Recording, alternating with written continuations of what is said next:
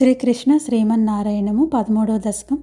హిరణ్యాక్షం తావత్ వరదభవదన్వేషణ పరం చరంతం సాంవర్తే పయసి నిజజంఘ పరిమితే భవద్భక్తో గత్వా కపటపటు ధీర్నారదమునిః శనైరుచేనందనుజమపి నిందం స్థవ బలం.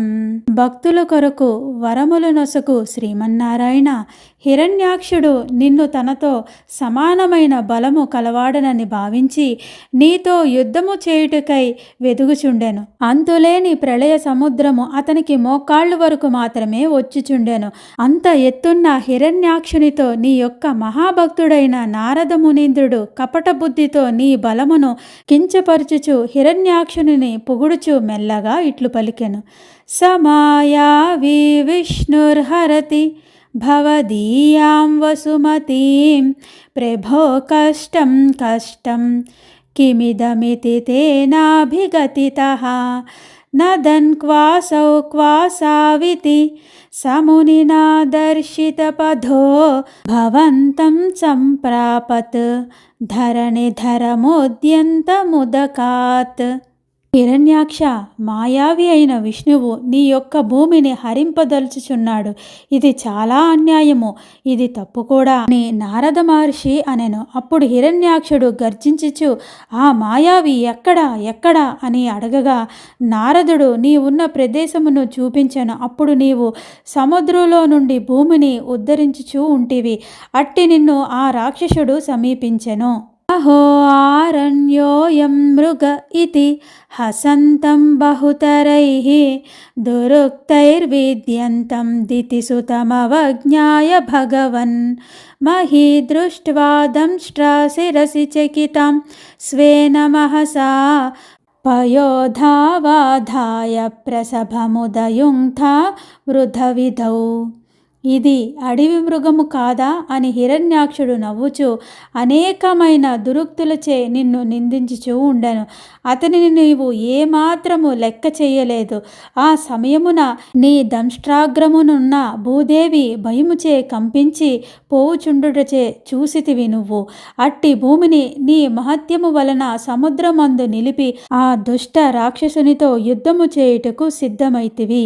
గదాపాణౌ దైత్యే త్వమపి హి గృహీతోన్నతగదో నియుద్ధేన క్రీడన్ ఘటఘటరవోద్ఘుష్టవియత రణాలోకౌత్సుక్యన్మిలతి సురసంఘే ధృతమముం నిరుంధ్య సంధ్యాతః ప్రమథమితి ధాత్రా జగదిశే.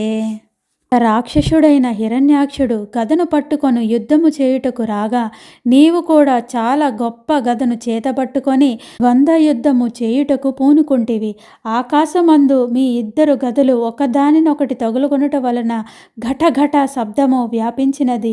మీ ఇద్దరు యుద్ధమును చూడవలనని దేవతలు కుతూహలముతో బారులు కట్టి నిలబడిరి. అప్పుడు బ్రహ్మదేవుడు నీతో పరమాత్మ, ఈ రాక్షసుడిని సంధ్యాకాలము నందు ముందే వధింపుము అని సూచన చేసి ఉండెను. గదోన్మర్ధ్యే తస్మిం తవ ఖలు గదాయాం దితి భువః గదాఘాతాద్ భూమౌ ఝటితి పతితాయామహః భోః మృదుస్మేరస్యస్త్వం ధనుజకుల నిర్మూలనచనం మహాచక్రం స్మృత్వా ఖరభువి దధానోరురుచిషే. ప్రభు, గదాయుద్ధమున ఈ గద రాక్షసుడైన హిరణ్యాక్షుని గద ఘాతమున భూమిపై పడిపోవునట్లు చేశాను. ఇది ఎంత ఆశ్చర్యకరమైన విషయము! నీవు కూడా ముఖమునందు చిరునవ్వు వెలుగుచుండగా రాక్షసులందరినీ సంహరించుటయందు ఖ్యాతి నొందిన నీ చక్రము మనసులో స్మరించుకొంటివి. అప్పుడది నీ యొక్క చేతికి వచ్చి చేరెను. అంతట నీవు అద్భుతముగా విరాజిల్లితివి. తతశూలం కాల ప్రతిమరుషి దైత్యే విసృజతి త్వయి చిందత్యేనత్ కరకలిత చక్ర ప్రహరణాత్ సమారుష్టో ముష్ట్యా సకలు వితుదంస్త్వాం సమతనోత్ గలన్మాయే మాయాః త్వయి కిల జగన్మోహనకరీః. మృత్యువు వలె మహాభయంకరుడైన హిరణ్యాక్షుడు నీపై తన శూలమును విసిరివేశెను. అప్పుడు నీవు చక్రాయుధమును ప్రయోగించగా అతని శూలము ముక్కలు ముక్కలు అయ్యెను. అందువలన హిరణ్యాక్షుడు అమితమైన కోపంతో నీపై ముష్టి ప్రవాహమును గావించెను. అట్లే అతని సమస్త మాయలు నిన్ను ఏమీ చేయలేకపోయినను ఆ రాక్షసుడు జగత్తునంతయు మోహమున ముంచు మాయలను నీపై ప్రయోగించెను. ఏమి అతని అజ్ఞానము? భవచ్చక్రజ్యోతిష్కణలవని పాతేన విదుతే తతో మాయా చక్రే వితతఘనరోషాంధమనసం గరిష్టాభిర్ముష్టి ప్రహృతిభిః అభిఘ్నంథమసురం స్వపాదాంగుష్టేన శ్రవణపదమూలే నిరవధీః. హిరణ్యాక్షుడు ప్రయోగించిన మాయలన్నిటినీ నీ చక్రకాంతి అవలీలగా నాశనం చేసినది. అందువలన ఆ రాక్షసునికు కోపము అధికముగా అయ్యెను. అతడు కోపము పట్టజాలక నీపై ఘనమైన ముష్టిఘాతములకు దిగెను. అప్పుడు నీవు నీ పాదాంగుష్టము చేత హిరణ్యాక్షుని యొక్క చెవి దగ్గర ఒక దెబ్బ కొట్టితివి. మహాకాయస్సోయం తవ కర సరోజ ప్రమథితో గలద్రక్తో వక్త్రాద్ అపతదృషిభిశ్లాఘితహతిః తదా త్వాముద్దామ ప్రమథభర విద్యోతిహృదయాః మునీంద్రసాంద్రాభిః స్తుతిభిరనువన్నద్వరతనుం. దేవా, మహాకాయుడైన హిరణ్యాక్షుడు నీ పాద ప్రవాహములు దాటికి నోటి నుండి రక్తము గ్రక్కుచు అసువులను వీడి పడిపోయెను. అతనిని నీవు అట్లు దెబ్బ తీసినందులకు అప్పుడు ఋషులందరూ నిన్ను పొగడసాగిరి. వారి హృదయములో ఆనందం పొంగిపోయెను. అంతట వారు భక్తితో స్తోత్రములను చేయుచు యజ్ఞస్వరూపుడవైన నిన్ను స్తుతింపసాగిరి. త్వచిచ్ఛందోరోమస్వపి కుశగణః చక్షుషి ఘృతం చతుర్హోతారోంఘ్రౌ సృగపి వదనే చోదర ఇడా గ్రహాజిహ్వాయాంతే పరపురుషకర్ణే చ చమసాః విభో సోమో వీర్యం వరదగళదేశవ్యుపసదః.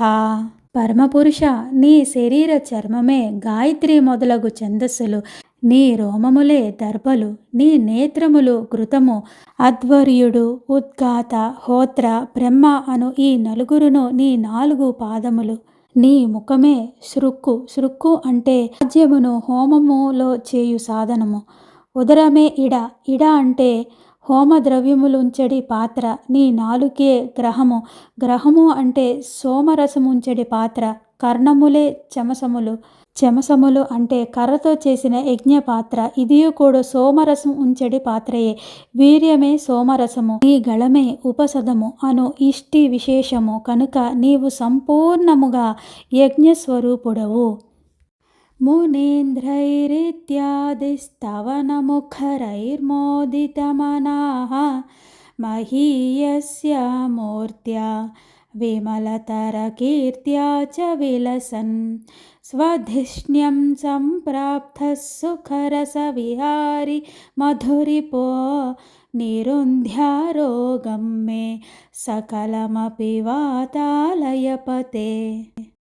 ఈ విధముగా మునీంద్రులు అందరూ చేసిన అనేక విధములగు స్తోత్రములకు నీవు చాలా సంతుష్టుడివైతివి. విశాలము ఉన్నతమైన శరీరముతో నిర్మలమైన కీర్తిచే ప్రకాశించుచు నీవు నీ లోకమైన వైకుంఠమునకు చేరి ఆనందామృతమున ఎప్పటి వలె విహరించుచూ ఉంటివి.